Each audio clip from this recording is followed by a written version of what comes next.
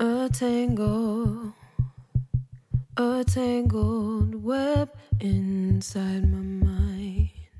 I really believe that yearning is a important way of manifesting. And most people don't want to yearn. Most people don't want to yearn because they feel that yearning, makes them too susceptible or too vulnerable to not getting I or understand. too desperate or something. Mm-hmm. And yearning has so proven to be some sort of key, some sort of spiritual, action Mm-hmm. Mm-hmm. that I make it a part of everything I do. Wow. How do you find peace with that energetic feeling of yearning? Hi,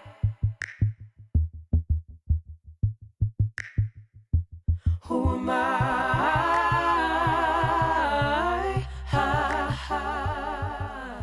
Greetings. Welcome to Forget Everything You Think You Know. I am your host, Monique Ruffin, and I am so excited to be here for the Taurus New Moon episode. Taurus is such an incredible energy that functions in all of our lives every single day. Taurus is the energy that rules our self-esteem, how we feel about ourselves. That energy then takes us into how we make money and create value. That energy then expands to our environment, our physical world reality, and the home that we create, and the things that we have a relationship with, all based upon our value system. Taurus also governs our sensual energy, which is the beginning of our sexual experience. Taurus also rules our values, but the artistry, how we come to express the artistry within us.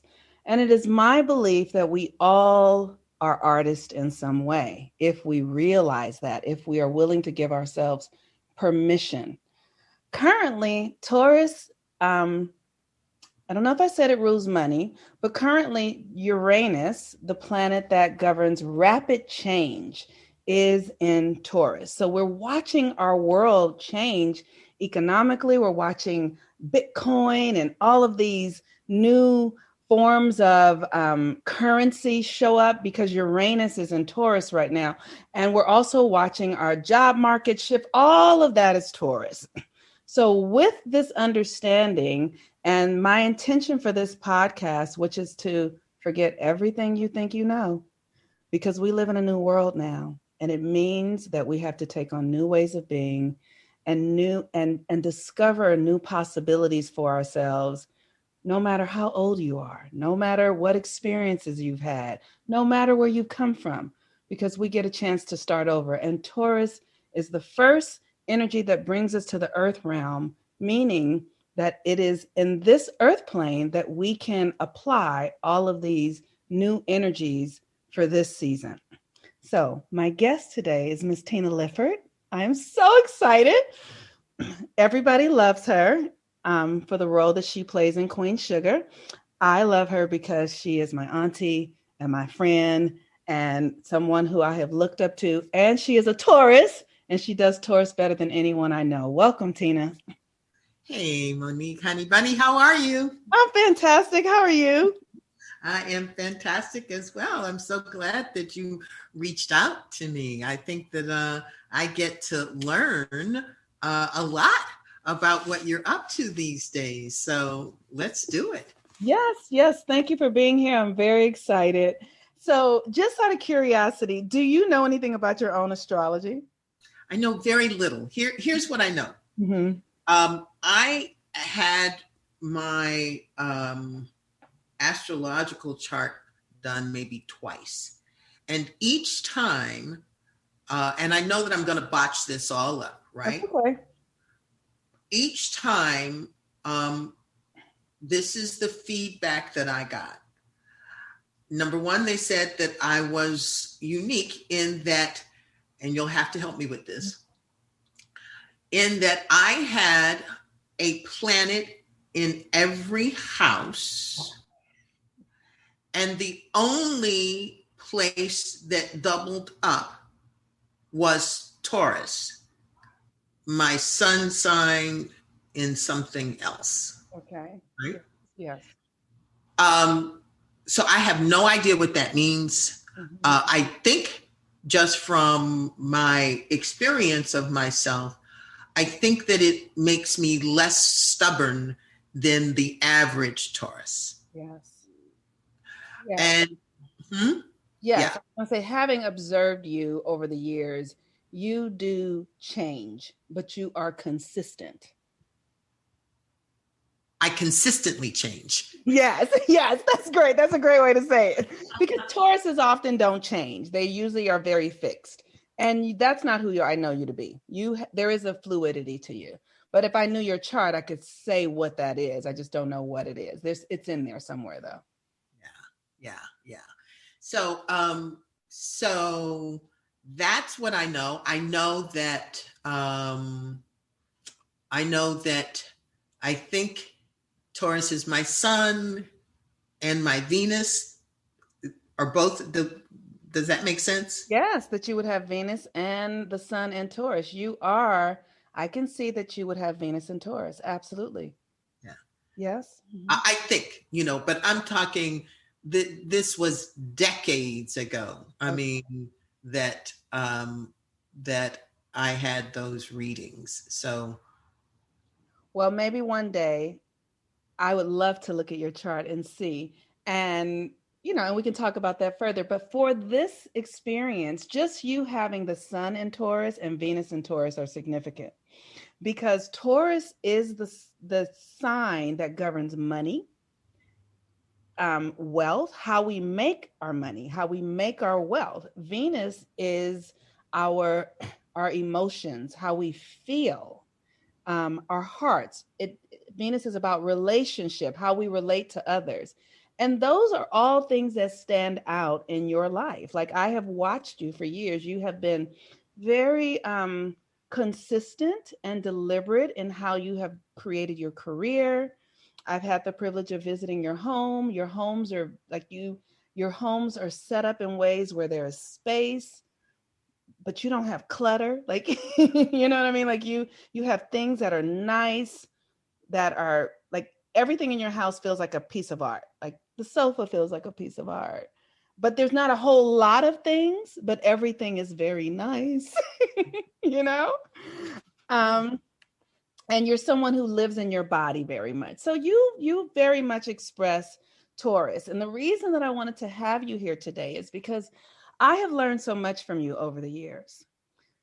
I mean, countless things. And so I just want to talk about those things from the perspective of Taurus. And I want to start with your value, like how you have, ever since I've known you, you are really rooted in a sense of self. You are anchored in yourself. You trust yourself. You have always trusted yourself. And you function from this knowing that is like a tree rooted, understanding that it knows the seasons and it's going to know when to do this and when. That's who you are. And I want you to share with me and the listeners, how do you cultivate that self-esteem? that's first off, I'm smiling because I said yes to you because I love you. I did not know really what to expect, but I love you. You know me well enough to know that I'm a lover of conversations, and I certainly am a lover of introspection. So I'm having a good time, and we just started. I will tell you that I give great thanks often and I mean that literally. I mean, I often say out loud to the universe, thank you. Thank you for, the gifts that are me. And I do that not from any level of arrogance or what ignorant people might call feeling full of myself. I believe that the beginning of what you call self-esteem actually comes from two things that my parents did. My parents were uneducated people who were absolutely freaking brilliant, and brilliant with wisdom, brilliant with being. My parents always gave us kids the feeling that we were their priority. And so feeling like I mattered to the point that literally these two people would make the world stop if in fact we needed. And they did that for all of us kids, right? There were definitely some problems where my brother was concerned. But I would imagine that also has to do with astrological stuff as well, right? So that was one thing. The other thing is that my mom and dad gave us the message that we could do anything. And I really do thank them for those two gifts. The third gift that they gave us, and I say us because I'm talking about me and my siblings. And in this moment, my siblings are important. There were four of us. There are now two of us. My brother has passed, and my older sister has passed. And now it's me and my younger sister. When all four of us were alive, there was never, ever a moment where we felt jealous of one another, because my parents did a great job of valuing each one of us. Except for, and where my brother was challenged, I would believe that was the area in which he experienced challenge. And now I have one sister left, and my one sister is a frickin', she's like president of 4 different divisions at Warner Brothers, right? So she is a high functioning executive. She's in the C-suite, blah, blah, blah, blah, blah. And we never, ever have any sense of competition.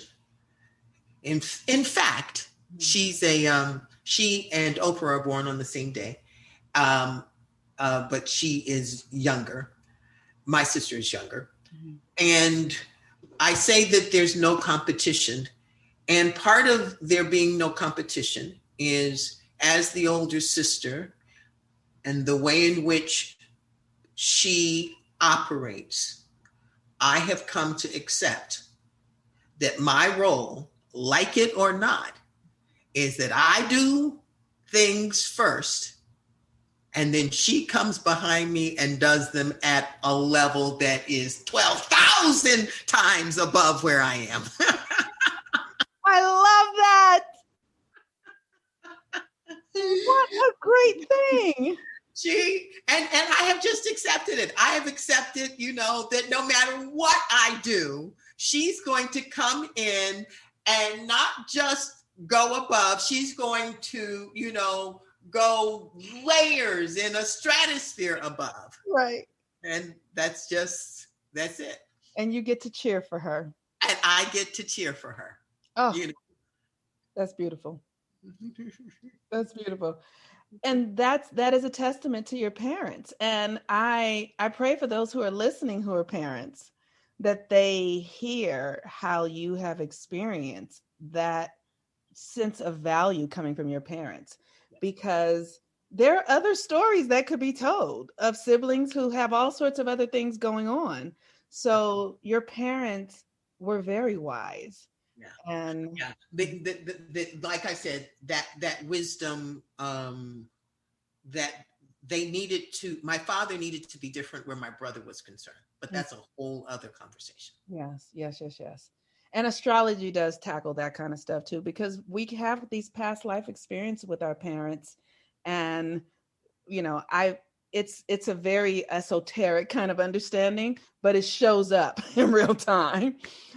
um so the thing that I also loved hearing you say was about the gratitude, that you just open up your arms and thank the universe. All the time.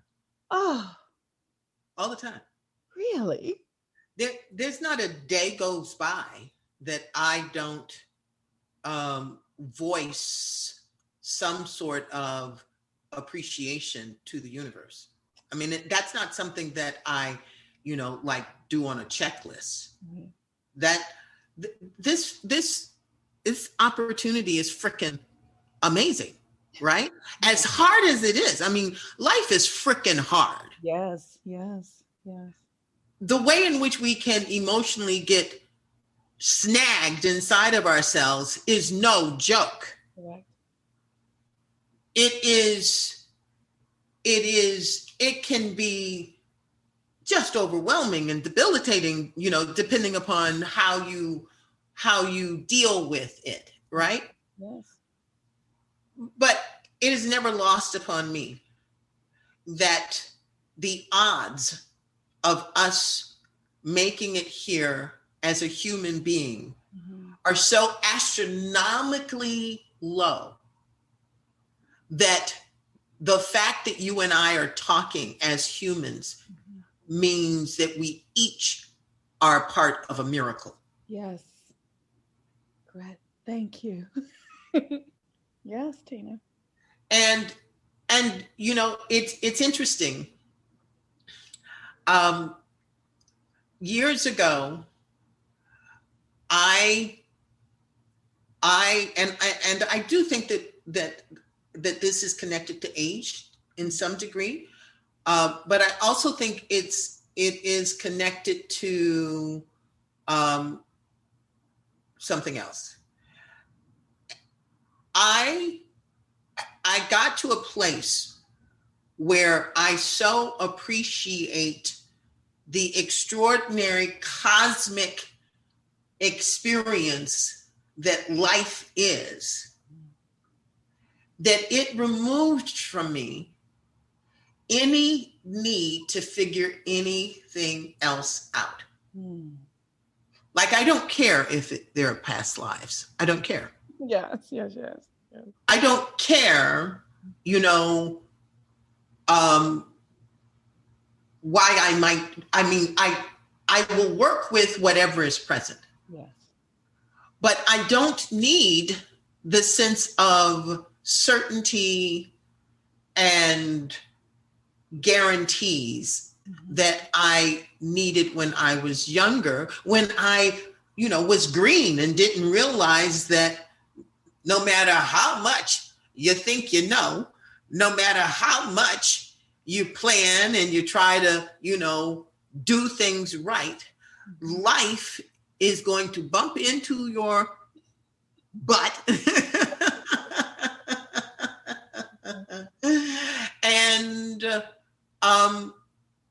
and challenge you. And not because it's trying to, but because we have made up all of these rules and ideas and drawn all of these conclusions and created all of this meaning, and all of that stuff paints us into a very, very, very small box. Yes. And so I have given up all of that stuff. I appreciate that. I appreciate you saying this cosmic thing. It is, like for me, when I think about it, like I love, it's like I've found astrology and I'm like, because it's the study of the cosmos and it's miraculous. It's mind blowing. And we are a part of it. Yeah. And as significant as the tree that you drive by every day, as Yeah.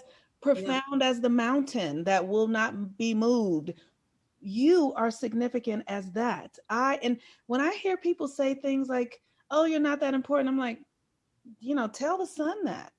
you know, Exactly. Exactly. you know, Exactly. tell the oceans that if you've been created and you're here, Yeah. it's because there's some significance in it. Yeah. And it makes me weep. It it's mesmerizing. And I've come to the place where I just really want to sit in front of sunsets and be in awe. Like the things that make me happy are Zion laughing, my child. I have a 14-year-old, his laughter and watching him become a man, which is like a real cosmic joke. And then the sunsets. But it's like I've had to let go of, there's nothing to control. There's no place to get. Like spirit will say to me, well, you're on this big orb moving like through like thousands of miles through the right now. Where you going? I'm like, oh, let me sit down. So yes, I hear you, Tina. I hear you so much. Thank you for that. And I have to say, for the listeners, like I'm Tina and I are on a Zoom call right now. And I want you all to know that Tina is beautiful. Her skin is perfect. Like it is the most beautiful skin. You just look gorgeous. Like you're glowing. And so that brings me to our next thing, because Taurus is about self-care, which builds upon self-esteem. Yeah. And so I want you to talk about self-care and how, the inner works of it, not the out, because yes, you have beautiful skin, but it's probably because of something you're doing on the inside. Absolutely. Yes. I do very little on the outside. Mm-hmm. And I am endlessly tinkering on the inside. And I just want to underscore that for listeners. I am endlessly, tirelessly tinkering on the inside. Mm-hmm. And I think that is really important for us to know, to hear, because again, we have these notions about, life. And one of the falsehoods is that there is some plateau that you're going to reach. And when you get to that plateau, you're going to, and then fill in the blank. You're going to be fine. You're going to know everything you need to know, whatever. Well, it doesn't work that way. Mm-hmm. Right. And it doesn't work that way because we are organic creatures, and everything is always moving, and everything is always in some state of growing or dying, and us having to adjust to that. And but I will tell you that the one comment that I have consistently made about myself after it was made about me before I really understood the comment is, as a child, I was referred to as an old soul. If in fact there are multiple lifetimes, I don't know. I don't care. If in fact there are multiple lifetimes, then I definitely do feel that I am an old soul. But here's the rub, or not the rub, but here's the thing that occurs to me right this moment that is very exciting, and I've never thought of this before. Maybe it's not about whether or not I've been here before. Maybe it's about the reality that all of us are an extension of the only thing and the only intelligence that is. And to the degree that we have an opening to that memory or to that reality, then the wisdom that is the universe gets to flow through us. And as I say that, that actually seems to make more sense for the wisdom that I operate from.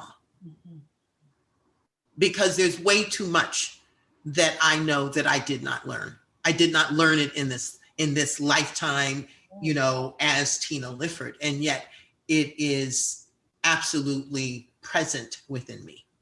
So you came here with it on some level. Yes, which makes me think we all do. Yes. And I will tell you, I own the things that are me, right? And I own them because I worked my butt off to own them. And so there is no arrogance. There is no sense of, being full of myself. There is none of that stuff, that people might call my speaking confidently of myself. It's not that. It's that I have been inside of myself with the intention of knowing the universe that made me, through me, as me, for most of my life. So I am practiced at showing up, asking good questions, and being available for the more that I am to actually surface and be active in who I am.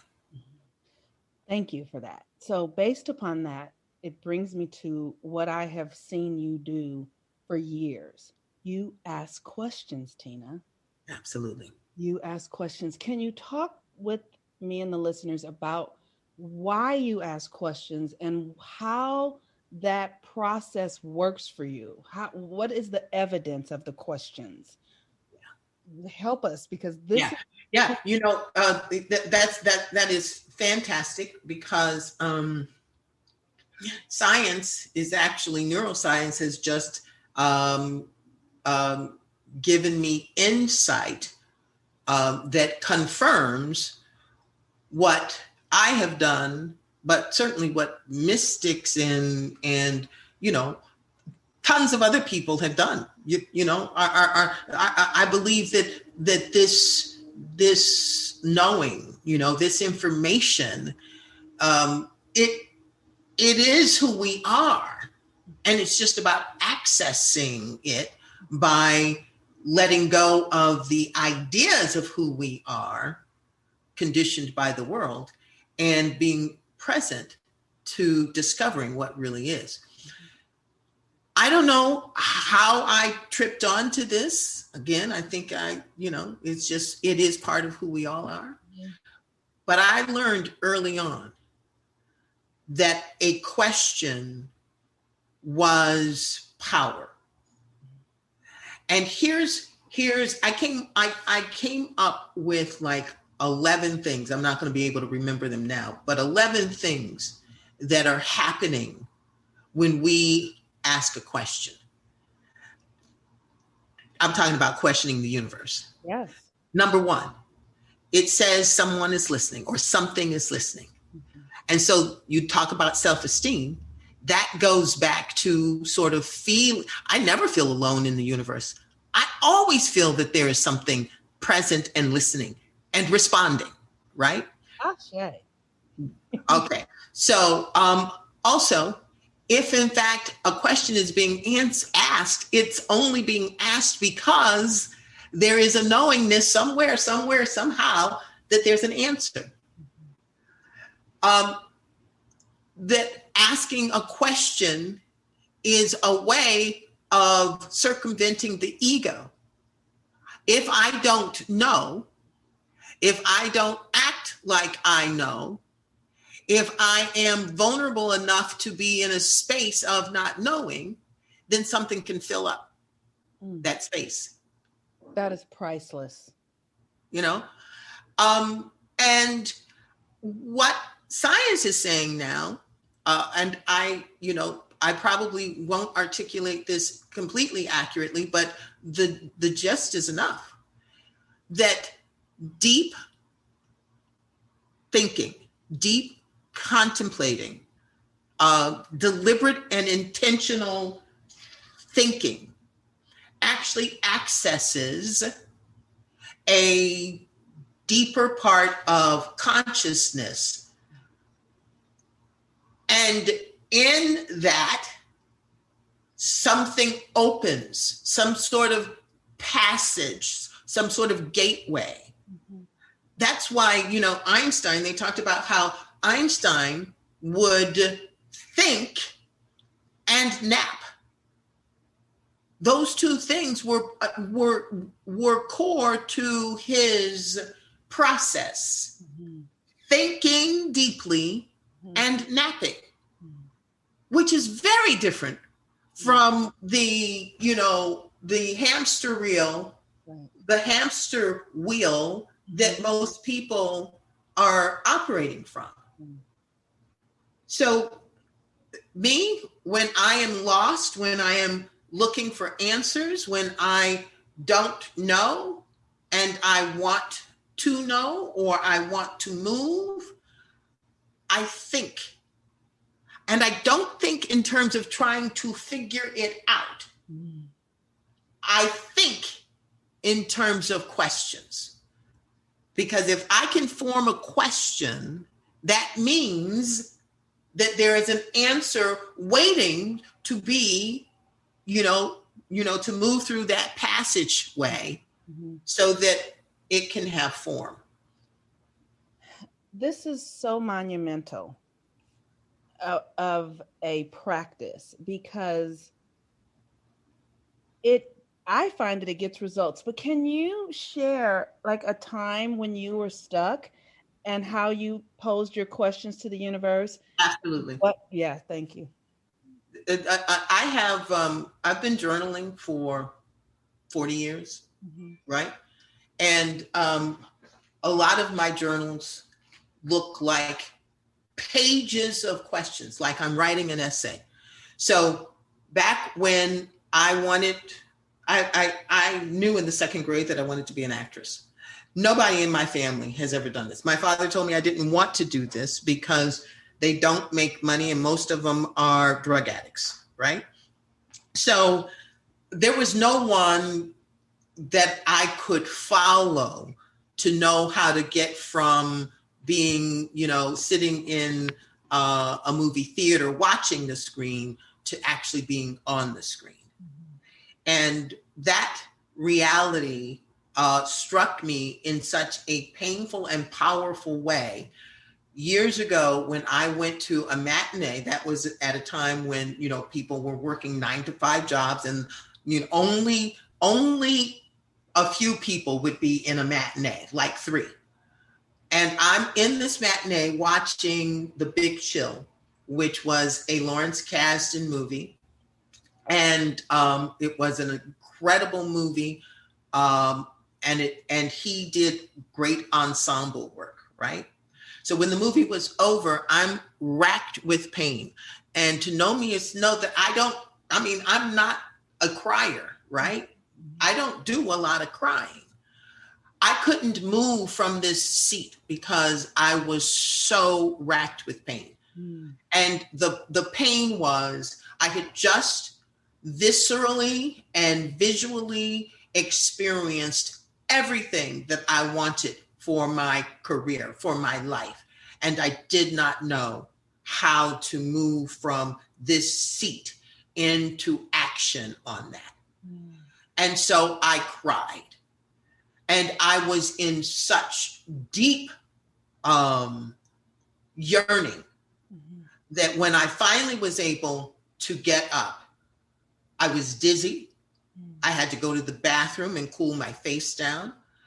I made it home. I drove home, but I was still crying. And I did not know how to relieve myself of the weight. And I don't know what made me do it. I had never read this. I grabbed one of those composition books, and I just started writing. And what happened was, for 6 pages, that's front and back, for 6 pages, I wound up writing, how can I be a sought after, respected working actress? How can I be a sought after, respected actress? And I'm sure that question started, much more clunky, but in the writing of it, it refined itself. And literally, I would put that question mark, and then I would start that next sentence like I was writing, some great novel or essay or whatever. Yeah. And again, I don't know why I did that. But I will tell you that I think it was 7 to 10 years later, I was working as a temp, and I got a phone call from my agent, and my agent said to me, "Are you sitting down?" And I said, "No, but I can." And then he told me that Lawrence Kasdan wanted to hire me to be in his ensemble movie as Danny Glover's sister in the film Grand Canyon.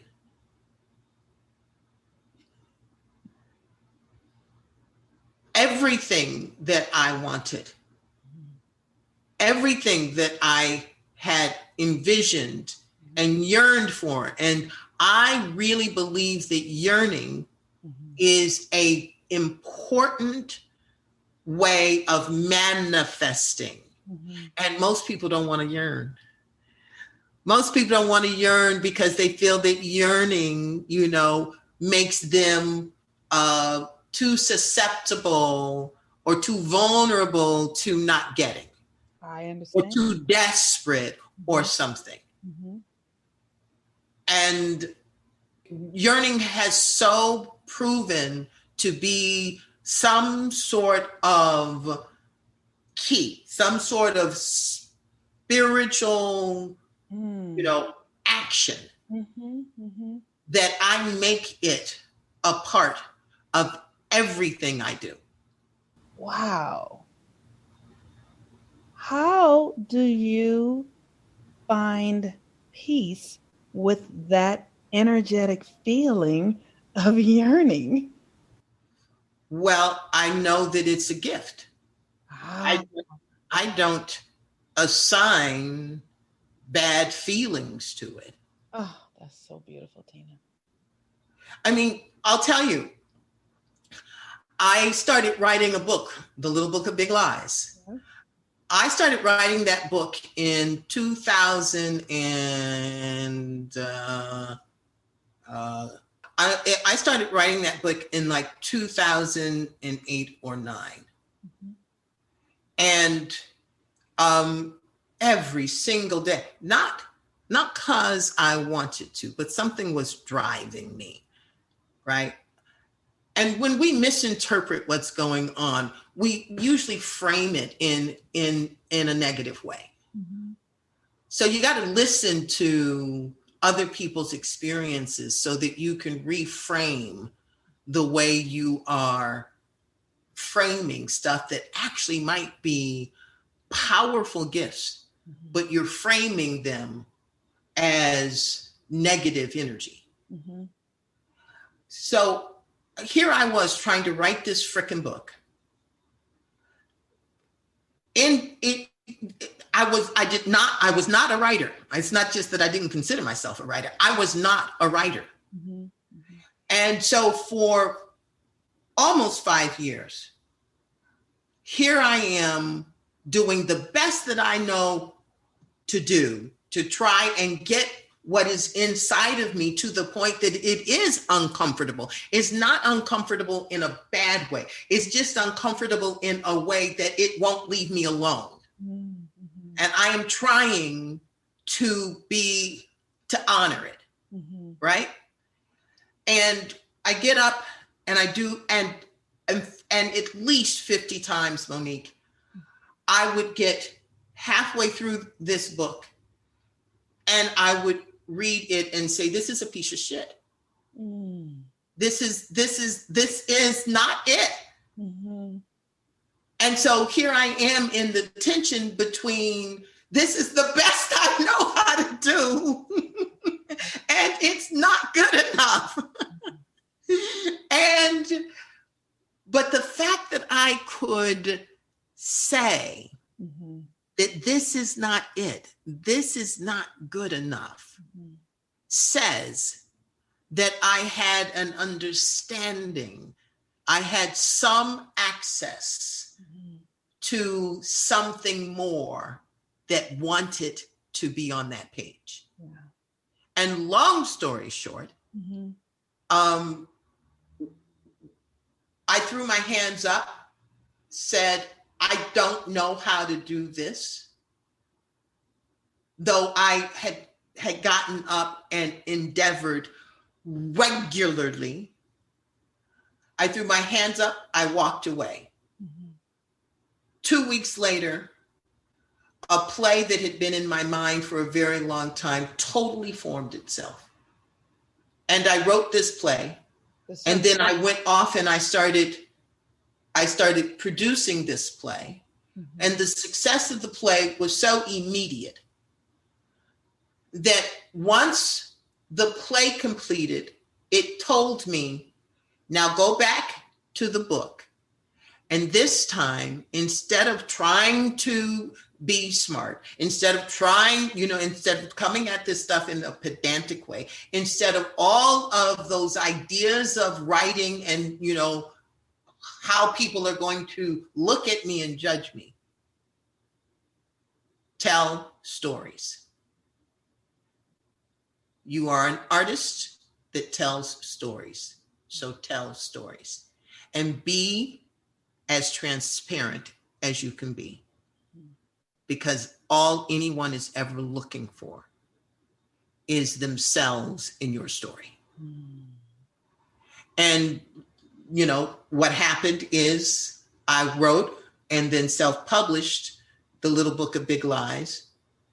And then when I wound up with this wonderful opportunity called Queen Sugar, which, by the way, November of 2015, I reimagined, meaning just not reimagined, but I once again took pen to paper to concretize what I wanted for my career. And I said, I wanted to be a series regular in a critically acclaimed show in a powerful ensemble where I add undeniable value and rise to the top for my own, as my own cream.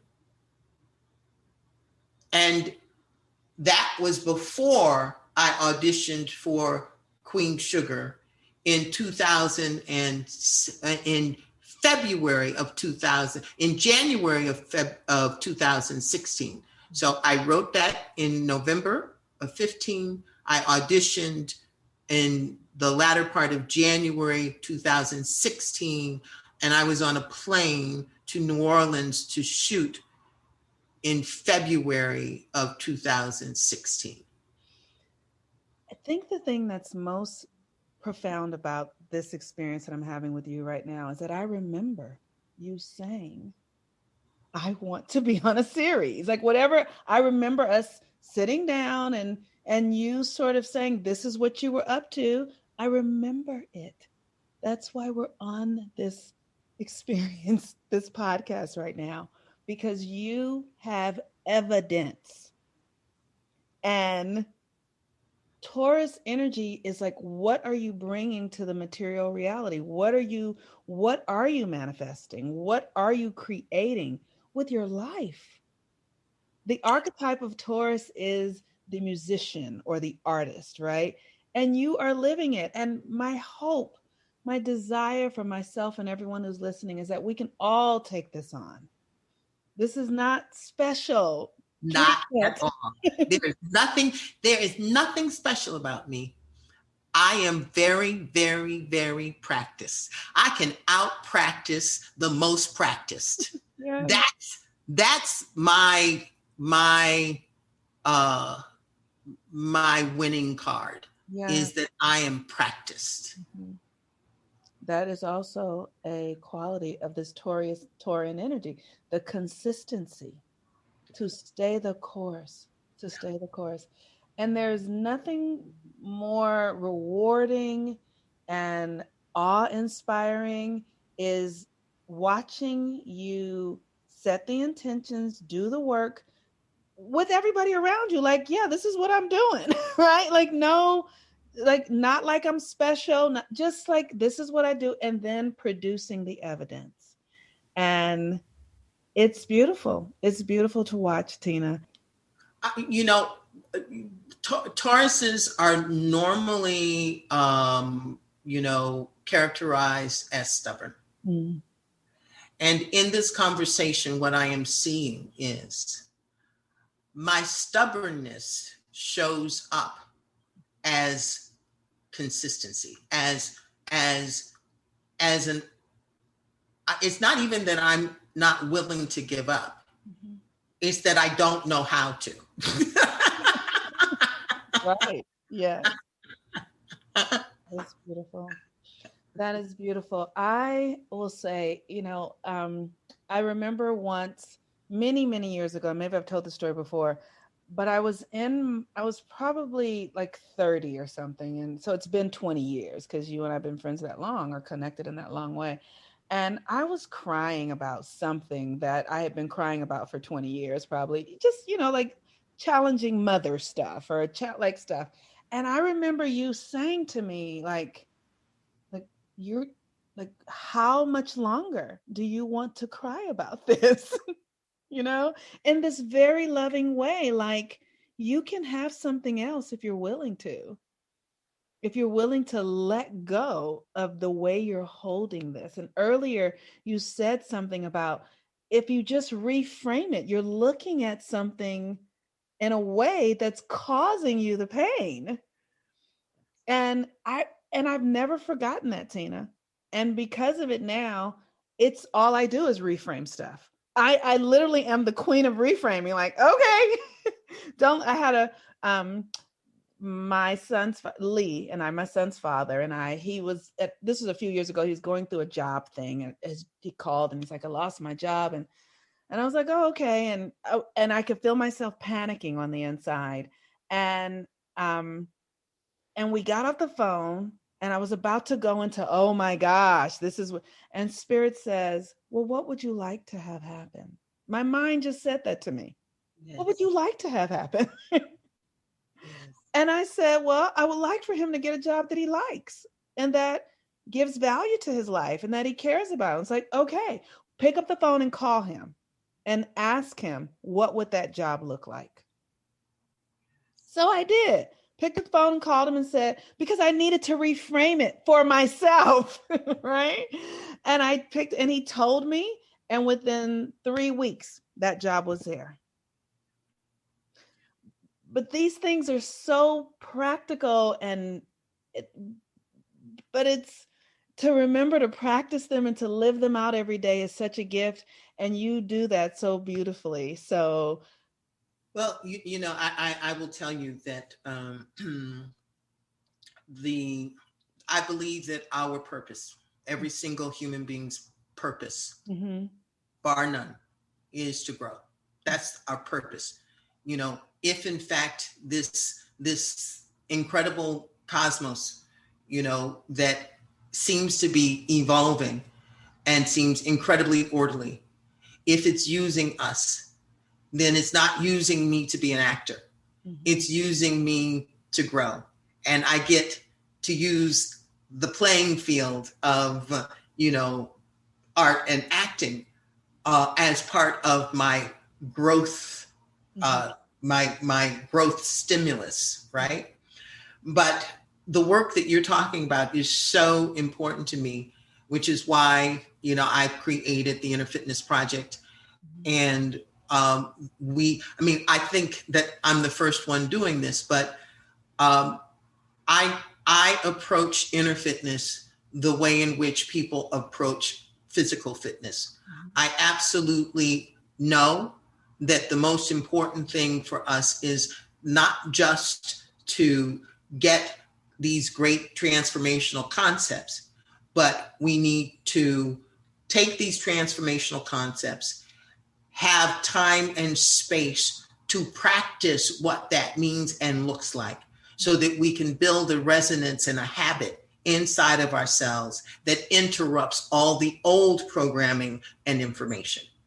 And that's what we do at the Inner Fitness Studio. We incrementally, 1 hour at a time, like you were going to any other physical fitness or yoga class, but your inner fitness means that your mat is your journal and your journey. And then us being able to,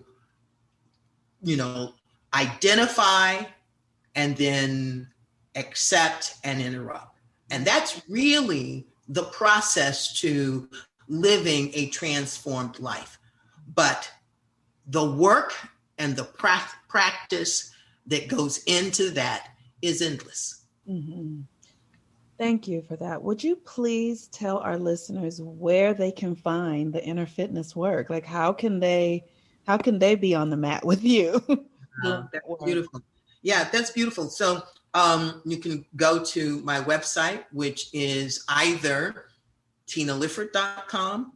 My last name is Lifford, or theinnerfitnessproject.com.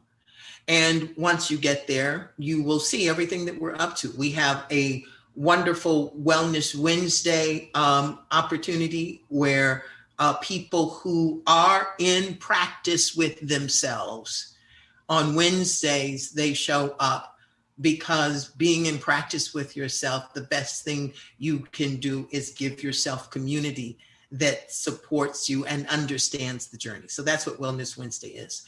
And then we have the workouts, and the workouts are workouts like, managing discomfort, leaning into your infinite self, understanding. One of the key things that we do is talk about the surviving self, the thriving self, and the infinite self. Totally reorders how you see yourself.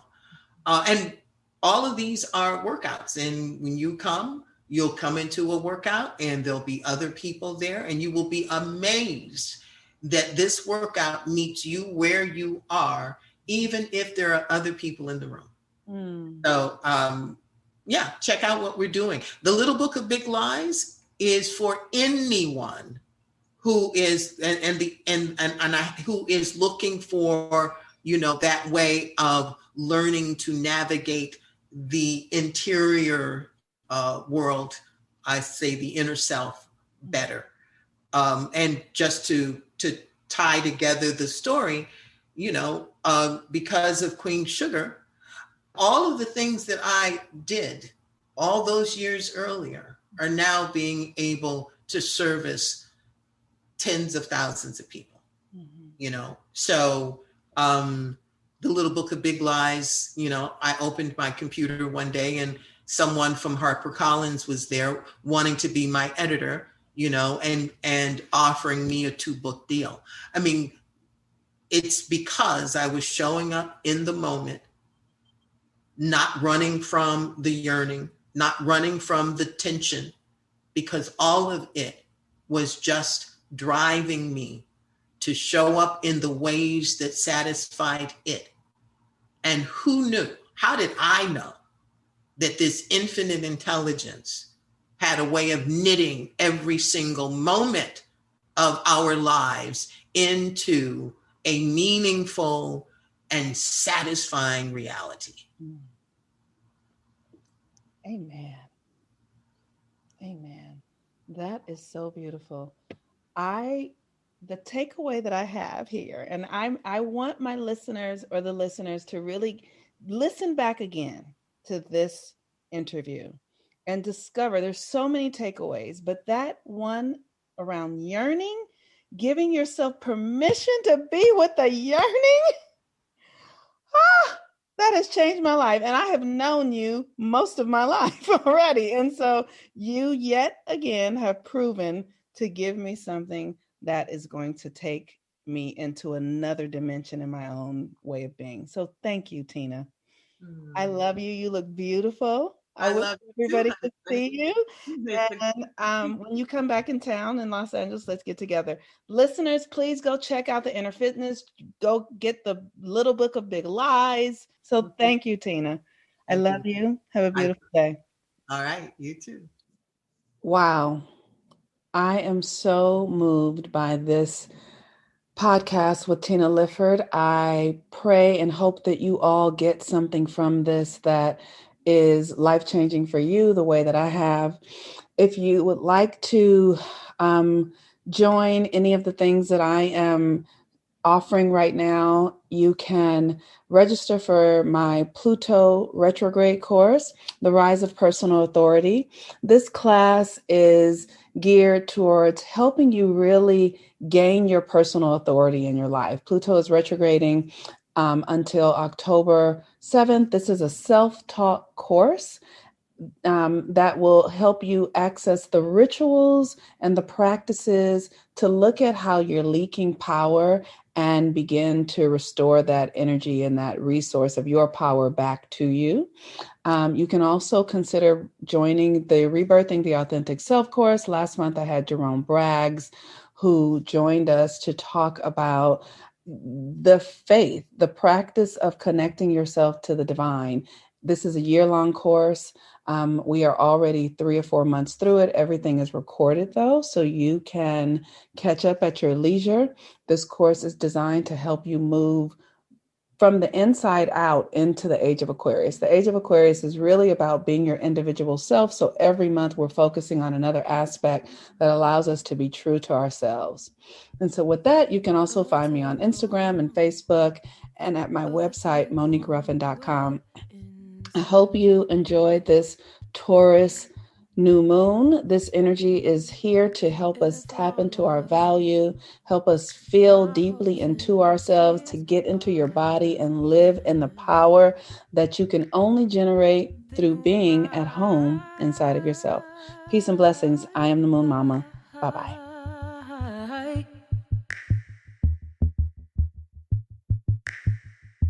Who am I?